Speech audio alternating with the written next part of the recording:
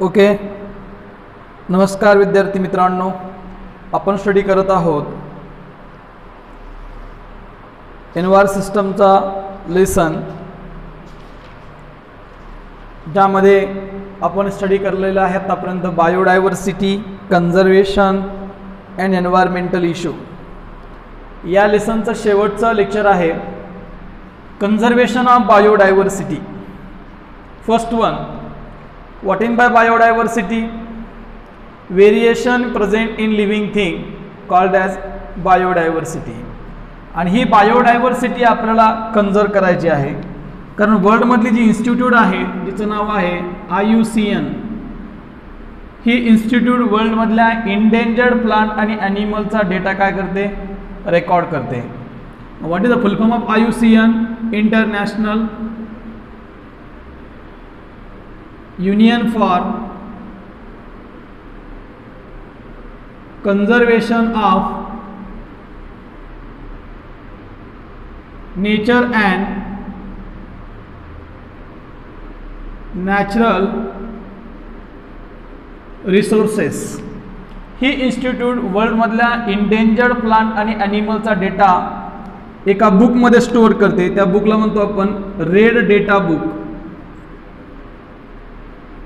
किंवा ज्याला म्हणतो आपण रेड लिस्ट.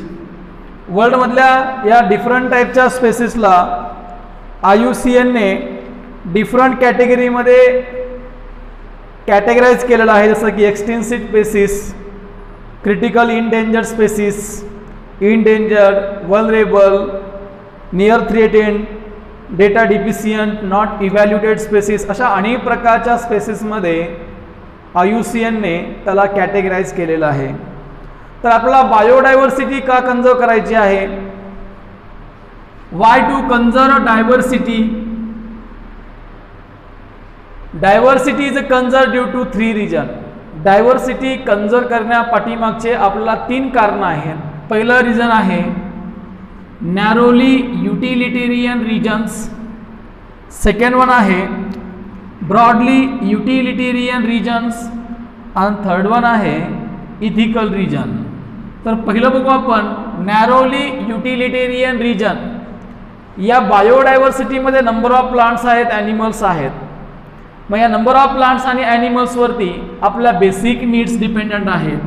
मग फर्स्ट वन आहे नॅरोली युटिलिटेरियन रिजन्समध्ये बेसिक नीड्स, मानवाच्या मूलभूत आपल्या गरजा कुठल्या येतात? Foods, shelters, cloth. They directly depends upon plants and animals. म्हणजे हे सगळ्या आपल्या बेसिक नीड्स बायोडायव्हर्सिटीवरती डिपेंड्स आहेत. सेकंड वन, आपण ऑब्टेन करत असणारे इंडस्ट्रियल प्रोडक्ट्स, जसं की त्याच्यामध्ये रेजिन्स आहे, टॅनिन्स आहे, परफ्युम्स आहेत.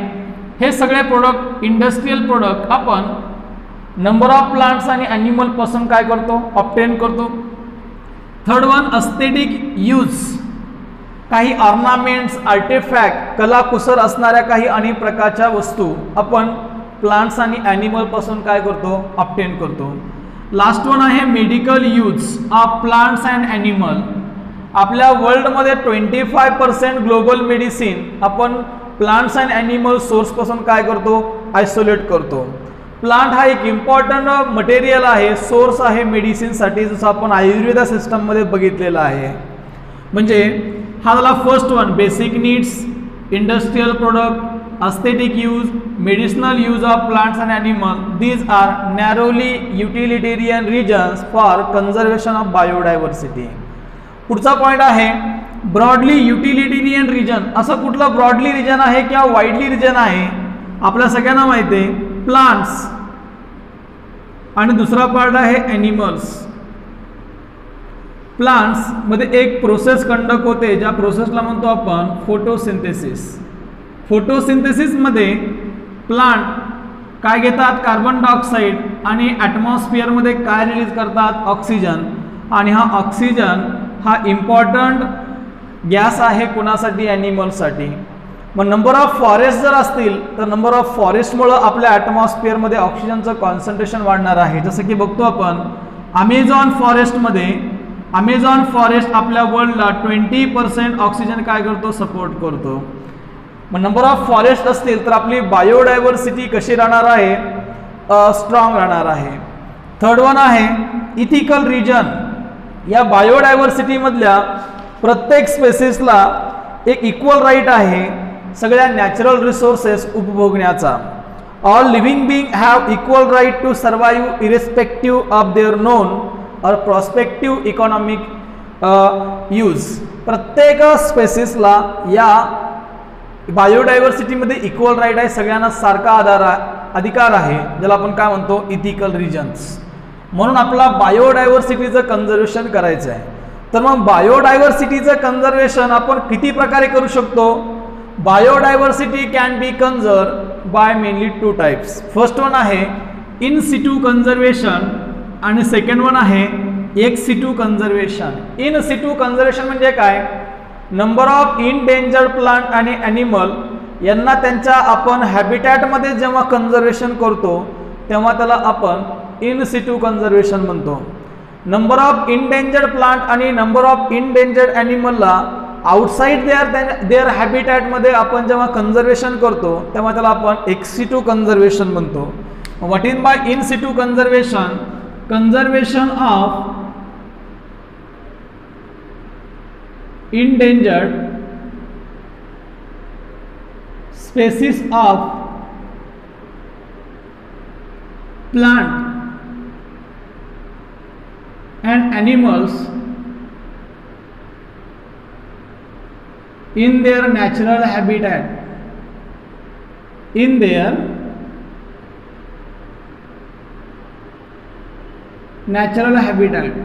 म्हणजे कन्झर्वेशन ॲट देअर होम, त्यांच्या होममध्येच आपण त्यांचं कन्झर्वेशन करणार आहोत. Therefore in situ conservation also known as hotspot method. याला दुसरंही नाव दिलेलं आहे हॉटस्पॉट मेथड. मग असे conservation number of endangered plant आणि ॲनिमलचं जेव्हा त्यांच्या आपण हॅबिटॅटमध्ये करतो that type of conservation called as in situ conservation or it is also known as hotspot method. मग अशा इंडियामध्ये किती बायोस्फिअर रिझर्व आहेत, इंडियामध्ये 14 बायोस्फिअर रिझर्व आहेत. आपण त्याच ठिकाणी त्या नंबर ऑफ प्लांट्स आणि ॲनिमलचं कन्झर्वेशन करणार. 90 नॅशनल पार्क आहेत, 448 वाईल्ड लाईफ सँच्युरीज आहेत. आता याच्यामध्ये आणखीन एक पॉईंट आहे तो सॅक्रेड ग्रोव्ज. सॅक्रेड ग्रोव्जला आपण मराठीमध्ये देवराई म्हणतो.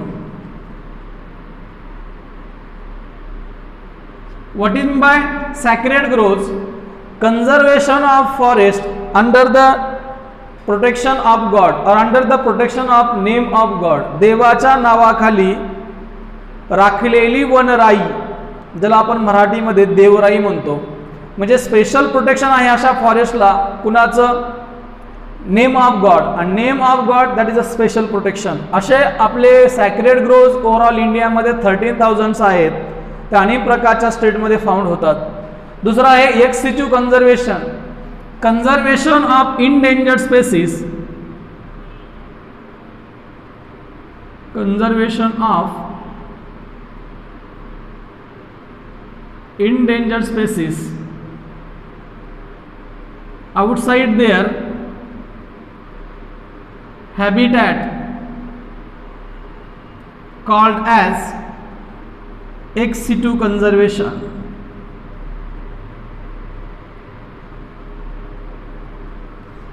अशा इंडेंजर्ड स्पेसिसचं जेव्हा आपण कन्झर्वेशन करतो outside their habitat called as ex situ conservation. जसं की आहे botanical garden, zoological park. Botanical गार्डनमध्ये आपण इंडेंजर्ड प्लांटचं काय करणार कन्झर्वेशन, झुलॉजिकल पार्कमध्ये इंडेंजर्ड ॲनिमलचं आपण काय करणार conservation. Seed bank, different varieties of food grains and vegetable असणाऱ्या सीड्स आपण काय करणार conservation. Crocodile bank at Chennai, these are ex situ conservation. मग सीड बँक असेल, झुलॉजिकल पार्क असेल, बॉटनिकल गार्डन असेल, इथे नंबर ऑफ प्लांट आणि ॲनिमलच्या टिश्यूचं आपण कन्झर्वेशन करणार, ज्याला आपण टिश्यू कल्चर म्हणतो. Number of plant cells, number of animal cells यांना आपण प्रिझर्व करणार. That process we called as cryo preservation.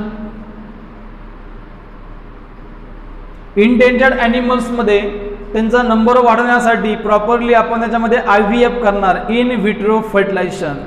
तर मित्रांनो, आपण अशा प्रकारे आजच्या व्हिडिओ लेक्चरमध्ये स्टडी केलं वर्ल्डमधल्या इंडेंजर्ड स्पेसीस किंवा डिक्लाइन झालेल्या स्पेसीसचा डेटा रेकॉर्ड करणारी कुठली इन्स्टिट्यूट असते? IUCN, international union for conservation of nature and natural resources.